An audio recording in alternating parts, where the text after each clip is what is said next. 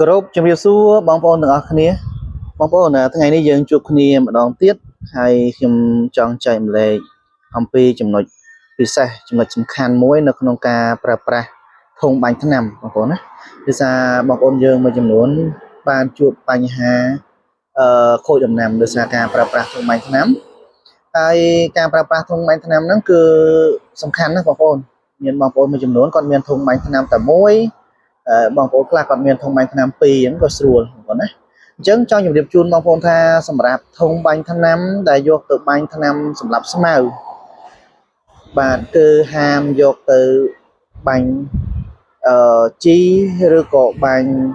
ថ្នាំសត្វល្អិតទៅលើដំណាំរបស់យើងព្រោះអីថ្នាំស្មៅកាលណាយើងប្រើហើយគឺពិបាកនៅក្នុងការលាងវាឲ្យជ្រះណាសម្រាប់ធុងដែលបាញ់ថ្នាំស្មៅរួចជាពិសេសគឺថ្នាំស្មៅពពួកឆេះពពួកថ្នាំស្មៅដែលសម្រាប់ស្មៅទូទៅហ្នឹងណាបើសិនជាក្នុងករណីបងប្អូនប្រើប្រាស់នៅក្នុងស្រូវបាញ់ថ្នាំស្មៅនៅក្នុងស្រូវ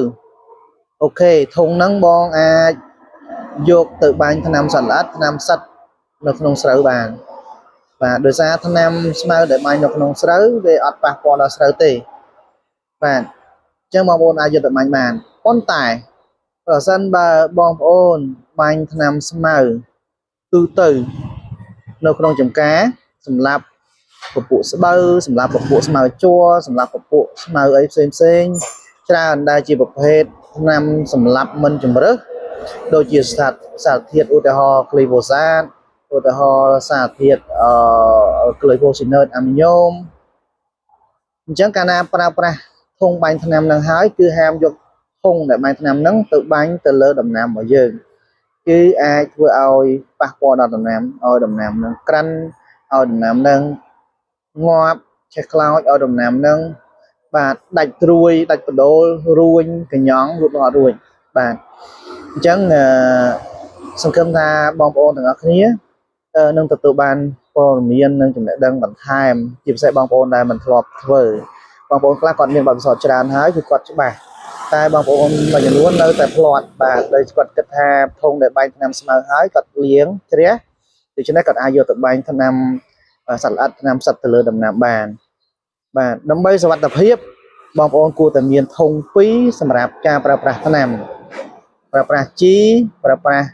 ថ្នាំសត្វល្អិតថ្នាំសត្វគឺបងប្អូនអាចប្រើប្រាស់ធុងមួយទៅហើយធុងសម្រាប់បាញ់ថ្នាំស្មៅពួកស្មៅដែលសម្រាប់ទូទៅបាទគឺគួរតែប្រើវាដាច់ដោយឡែកពីគេអរគុណច្រើនសម្រាប់ការតាមដានរបស់បងប្អូនហើយបើសិនជាបងប្អូននៅមានចម្ងល់មិនទាន់ច្បាស់បងប្អូនអាចឆាតចូល page ឬក៏ចូលទៅក្នុង channel របស់ខ្ញុំបានសូមបងប្អូនជួយចុច like subscribe follow និងជួយ share វីដេអូម្នាក់មួយផងណាបងប្អូនដើម្បីខ្ញុំបានអាចរៀបចំបាទវីដេអូថ្មីជូនបងប្អូនបន្តទៀតបានបាទអរគុណសង្ឃឹមថាបងប្អូននឹងគាំទ្រសូមជម្រាបលា